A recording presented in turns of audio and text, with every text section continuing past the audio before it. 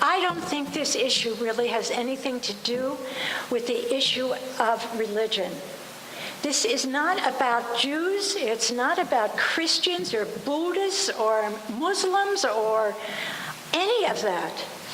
It's about Israel stealing the land, pushing up people off their land, and making life so miserable that they will have to leave or die. And that's what it's really about. I don't know when it turned into this whole religious thing. It's not about that. It's about colonialism and stealing the land. And I think if we could all start thinking in those terms, maybe things would change a little. I have to say that for the first time in my life, I can see Israel having to change. And I never thought I would say that. I'm a very pessimistic person. And doing this work for 27 years has turned me into a maniac. But I see the change. Look at this church. Look at what we're all doing, the BDS stuff, all of it. Whoever thought this was happening? And I think that at some point, Israel is, well, I think they are waking up to realize that something's got to change. And I can honestly see a day where things change. And you know, when we talk about should there be one state or two states, there already is one state. What we need to do is to change the one state and everybody have equal rights. It's a civil rights movement now. So let's keep the one state. They built their houses on our land, so it's one state. We're all living together. It's really a civil rights movement now. And I think it's definitely going to change. If I could just add, also for Defense for Children International Palestine, for example, we work a lot with Jewish Voice for Peace, and seeing their membership skyrocket over the last few months has been very encouraging, and it shows that the Jewish community in the U.S. is not a monolithic community, and that there are strands with a variety of thought on the topic, and it's been very encouraging to work with groups like Jewish Voice for Peace. And not all the Jewish groups agree with each other. I think it's very difficult to get agreement across the board, but we work also, for example, with Rabbis for Human Rights who have their differences with Jewish Voice for Peace, but are still willing to work and help on the issue of Palestinian children, for example. So that's been very encouraging. And then the other thing that's been very encouraging is reading polls that show in the US, for example, those between the ages of 18 and 34 increasingly look at the conflict as a human rights issue and are increasingly not happy with Israel's actions and are willing to come out and say, and we're seeing that younger generation take a very different view of the conflict, and that's encouraging to me. Thank you. Stanley Heller, The Struggle.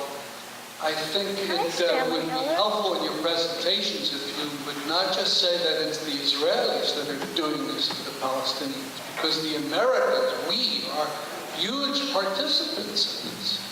I mean, at the national level, our taxes go to all the guns and everything that is given to Israel. You know, in this last rampage, every congressperson voted in favor of it, every senator voted in favor.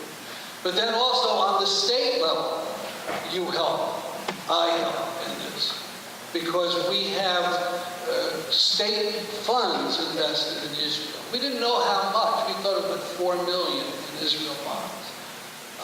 When we picketed up in Hartford, we wrote to the treasurer. We said, "How much is there?" And she said, "About $37 billion. It's not all in Israel bonds. It's in all kinds of stocks, all kinds of stuff." So we said, "Get rid of it. Stop it. You know what it's doing." And she refused. She said, "No, the U.S. government has not said that this is discrimination or apartheid or any of those things that you're accusing." So we have to try to change the mind. We have to start talking to the treasurer and to all the politicians who are elected. Stanley, I didn't mention it because I thought you could explain it all better. He's 100% right. It's our tax dollars.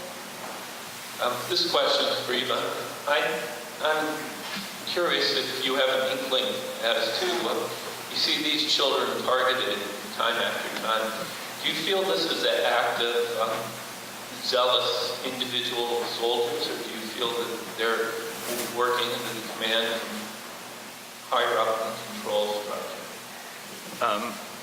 It's actually an interesting point, and I think actually Sahar could probably answer some of these questions better. But from what I've gathered and from what I understand is it's for me it's the fact that there's a lack of impunity and a lack of control on these soldiers that makes them realize that they can carry out their actions and without any consequences. And you do see them sometimes. Well, I'll actually mention this in Gaza. There's something called as the Dahiyya doctrine that's sometimes employed by the Israeli forces, and that says if a member of their own forces is captured, just use an exorbitant amount of firepower, kill everyone, including possibly that soldier himself, just to avoid the soldier being captured. And in those situations, they were killing women, men, children, with no regard for them being children or women or elderly, because that's the very essence of the Dahiyya doctrine: kill everyone, including the Israeli soldier. So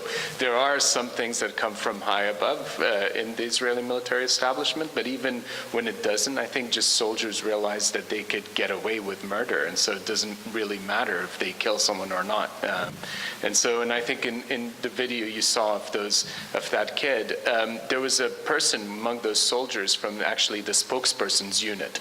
He's a communications person, not supposed to be engaged in actual any fighting or any clashes.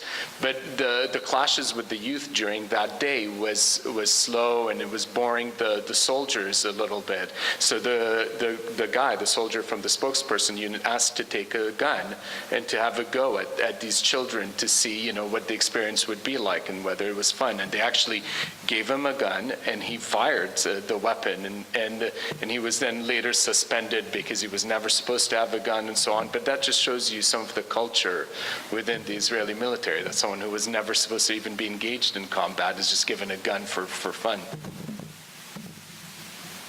Okay, our 10 minutes is over. Okay, one more question.